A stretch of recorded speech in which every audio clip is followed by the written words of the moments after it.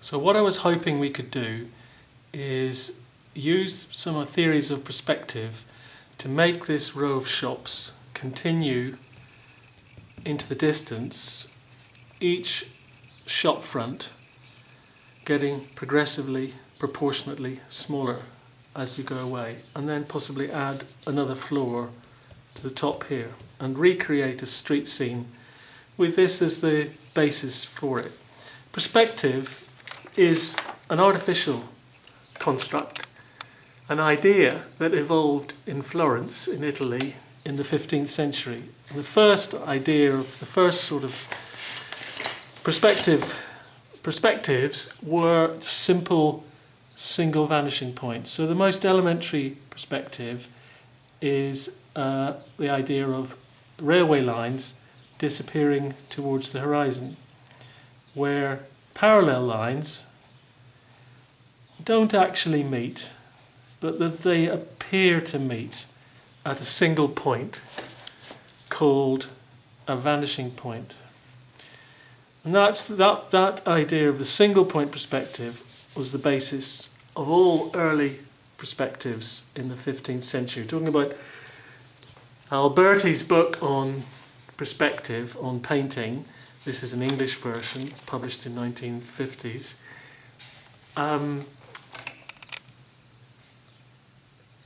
describes the first ideas of perspective, and was written in 1435.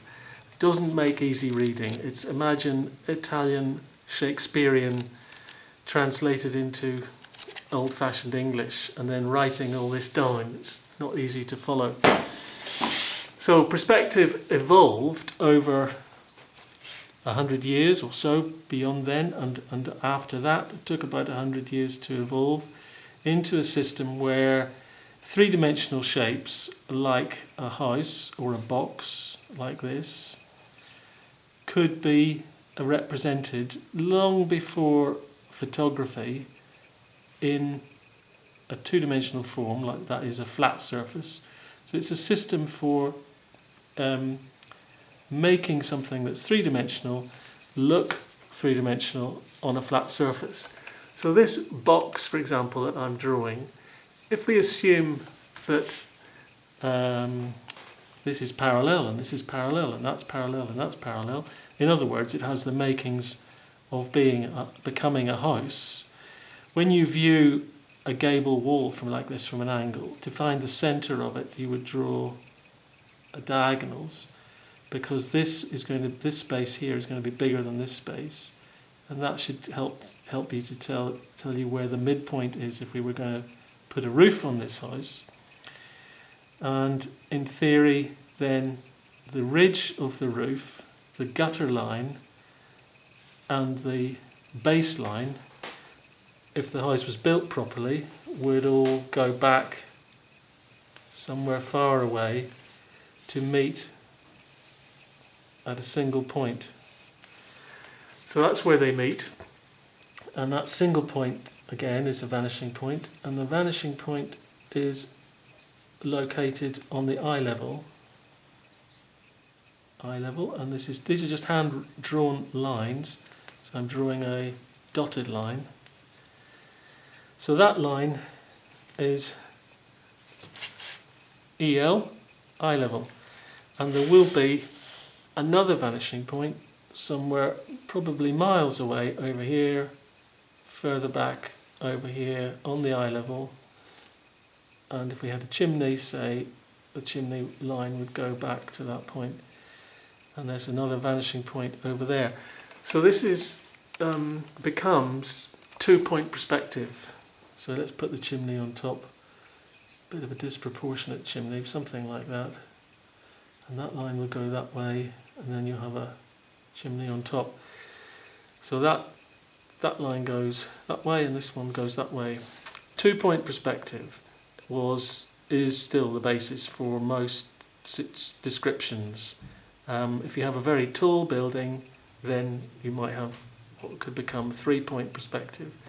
But if the house is built properly, and by that I mean it's built level, then all the doors and windows will line up back to this point, back to that vanishing point over here, something like that.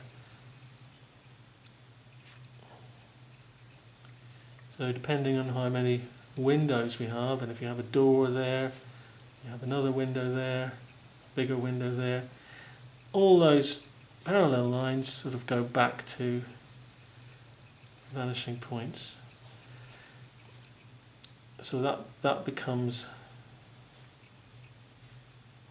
those become windows. And that's the idea of perspective. So it's a construct, an artificial construct. What I was hoping we might be able to do is look at this photograph of a sort of looks like a film set construction of 3 shops in the middle of nowhere and a lamppost, meant to be the 1950s. So there's an old-fashioned post box and there's an old-fashioned barber sign. Could we use a 500-year-old method that Raphael used to make these shops continue and get smaller? This is Raphael's School of Athens, a fresco that's in the Vatican. And if we look at the floor tiles here, he's got a method there of making these floor tiles appear to get smaller, or these gaps in the walls appear to get smaller, or the decorations in the roof here proportionately getting smaller. How did he do this in 1500 odd? When was it? Long before photography. Well, he must have used some sort of method, a bit like this one I'm about to show you. So if we have, you will need a piece of blank A4 paper, a sheet of watercolour paper, the print of the shops, a longer edge, and a drawing board, a bigger drawing board. What I'm suggesting we do is that you make a mark in pencil on the back of the image, put it up to a window perhaps so that you can see through it from the back, and make a little mark in this corner, and up here.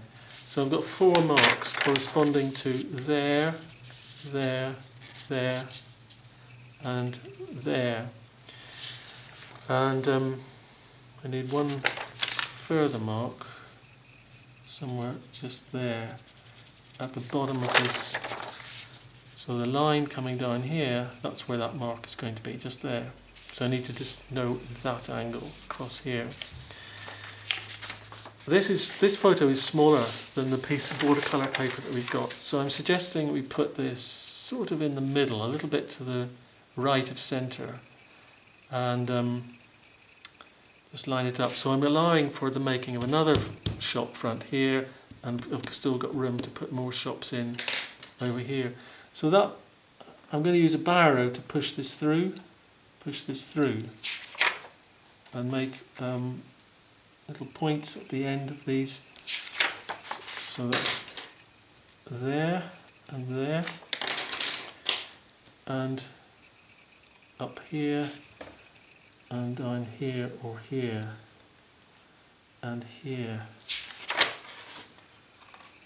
Yeah, so I've got several points now. I've got a point there, and a point there. And I've got these end points here. So I'm going to use the ruler to connect this up. I'm going to use the ruler to do that, and do that. And verticals remain vertical, so I'm going to keep the vertical of the edge of where the barber's sign is, there, and this is the first shop. So I need to know something about the first shop to get this in proportion. So there is my vanishing point. This is the base line of the buildings, and this is the gutter line of the buildings, and I've got the first shop, this barber shop, more or less in position on here, but I don't have any of the other shops in this row. So I'm going to stick this piece of paper from the back onto, let's stick this piece of paper onto here, like this. Stick it down. I would have done it from the back normally. From the vanishing point there, vanishing point, we're going to rule a vertical line straight down. I'll make this darker than it needs to be so that it shows up. So I've got this line that goes straight down from the vanishing point. There's the shop, there's the row of shops, there's the vanishing, there's this line going right down to here. If I then draw a diagonal through the opposite corners of the first shop, the barber's shop, I'm projecting that line on and on and on, like this, until it meets this vertical line here. And where those two lines cross over each other, there, I'm going to call it pivot point P. This is something that is a 500-year-old method. So if I go from pivot point P and connect to the top edge of the barber's shop, the next shop, the shop, and then do that ruler line there and produce a vertical, let's just go straight up, go a bit darker, that's given me a shop of a diminishing proportion, or a facade of a proportionately diminishing shape. So I'll do that again from pivot point P to the top edge there, come down. There's another shop. If I go up again like that, here's another shop of an equal proportion or diminishing proportion. So I do that again. And I don't need to drill it all the way down to pivot point B, but I am pivoting. That's why it's called pivot point P. So I'm coming off this corner here and then making another vertical there and repeating that. So I just repeat that a few times. These are getting smaller, these lines. Got that one in the wrong place. So now I've got 3 more shops, 4 more shops. Let's do another one. Coming down there. And you can see how each one is getting progressively smaller, or appears to be getting smaller. Less wide, narrower, that's the word. So there are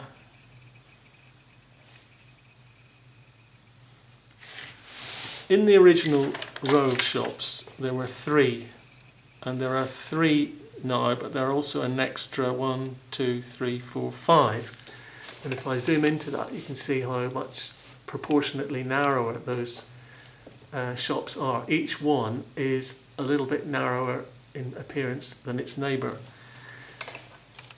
And that's the sort of method that Raphael might have used on his floor tiles. You see, if I turn it that way, how you could make it into a tiled floor. But it also would suit a row of houses or a row of anything, getting smaller, assuming that they are an equal width in plan form or elevation form. This is a way of getting this to work. So this is a row of single-storey shops in the middle of nowhere, and I was hoping to make it into a 2-storey or row of sort of ordinary-looking terraced shops with flats above, perhaps. So I'm extending these verticals up just from where I started.